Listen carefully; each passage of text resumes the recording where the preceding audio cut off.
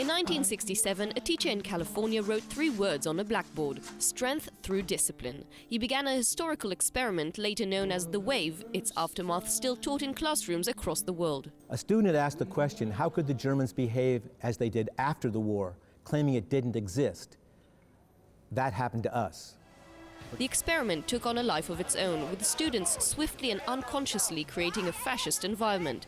Portrayed over the years in films, books, graphic novels, plays, and even a musical, the experiment shows how easy it is to be seduced by the same social forces which led to the horrors of Nazi Germany. Almost 50 years have passed, and Ron Jones, then a 25-year-old high school teacher, is not proud of his educational legacy. I'm ashamed. I betrayed myself, I betrayed my students, I placed them in danger. We dropped into a place of great darkness, all of us, the students and myself. We'd given up our freedom for the thought of being superior to others. It was a terrible feeling, and it haunts us today. Jones admits that he didn't realize the experiment would get out of control. The first day was planned, but the subsequent days were all improvisation. It was almost like a jazz musician interacting with the students. Each day had its own momentum and its own excitement. Membership cards, a salute. It was electric.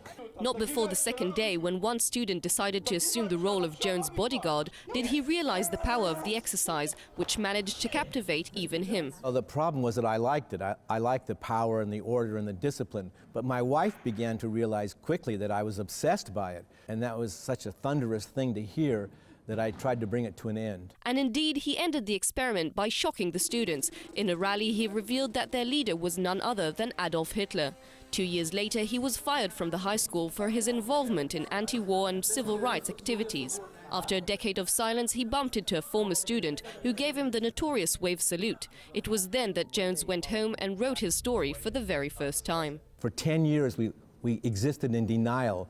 We covered ourselves up and went into other pursuits to not think about what we had done, who we'd become. 10 years. These days, the American Embassy in Israel and Orna Porat Theatre for Children and Youth have teamed up to bring Jones to Israel, who's intrigued to see the local interpretation of his story.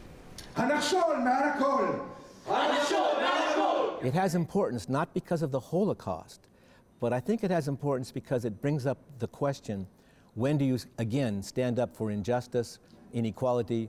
When do you fight for freedom? So hard to do in this turmoil of our times. Stepping into his shoes is Israeli actor and musician Shachar, who has portrayed the teacher's character for over 3 years, but now, for the first time, is doing it with the real teacher in the audience. I'm excited. I'm a bit nervous. I'm thinking what he would think about the role that I'm playing, about himself watching it. Jones, who has become a writer and storyteller in the past 30 years, continues to tour the world with his story, spreading his message that history of injustice and inequality must never repeat itself.